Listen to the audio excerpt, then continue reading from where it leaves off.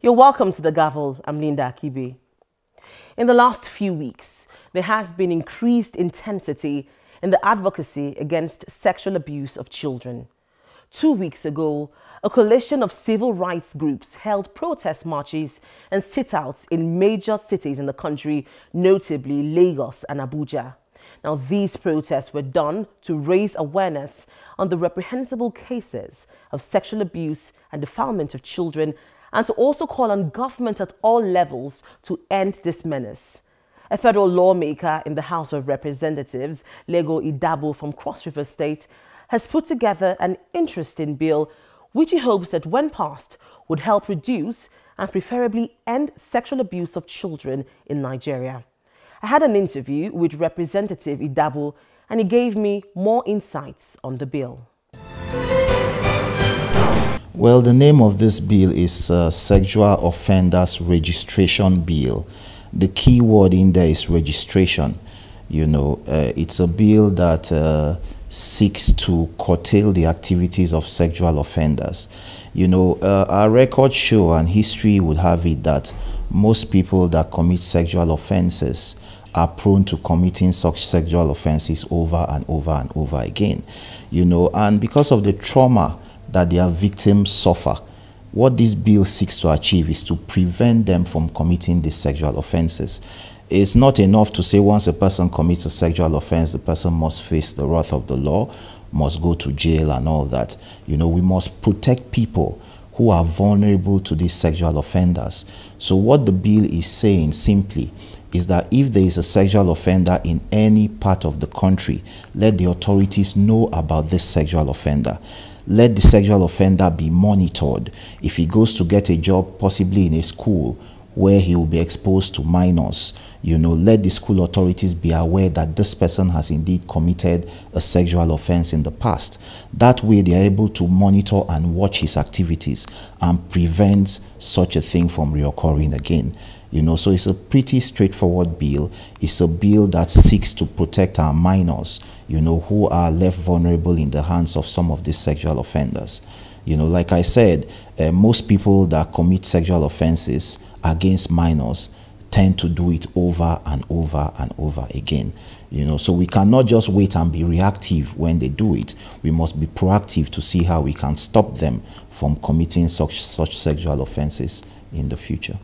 The bill also has some provisions against child pornography and exposure of children and minors to lewd acts. What was the intent of putting this in this bill? And are we saying we don't have other laws which contain these provisions to check these issues? You see, like, our laws are not perfect. If you look carefully at our laws, there's no part of our law, not even the Child's Right Act, that deals with child pornography. Some of these sexual offenders have taken to the internet. They use the internet as their tool to see how they can commit sexual offenses against minors. As you are aware, before a person attains the age of 18, the person is not capable of giving consent. So there's no question as to say it was consensual. So some people go on the internet and get young girls of less than 18 to expose themselves, go into pornography and all that. So this bill stems to curtail some of those actions of sexual offenders. So for anybody that commits such an offense using the internet, the person is liable upon conviction to a term of imprisonment and a fine. And of course, the person should also be registered and monitored so that we ensure that the person does not continue committing such offenses. We have the Child Rights Act. We also have the VAP bill, that's the Violence Against Persons bill, which the National Assembly has passed. What new, and these bills all deal with, protecting children from abuse. What is this bill, this new bill that you are bringing? What new thing is this bill expected to accomplish, different from what we have in other enabling laws? Yeah, like I said, what the Child's Right Act basically tries to do is to enforce the rights of the child. as much as it also tries to protect the child against certain abuses and all that. But what this bill is doing is going the extra mile to say, okay, let us monitor the sexual offenders and see how we can stop them or prevent them from committing such sexual offenses in the future. That is not captured under the Child's Right Act. So with this bill, we seek to go a step further to see how we can create an environment, a society where our young ones will feel safe, where our young ones will be free from such abuses or molestations.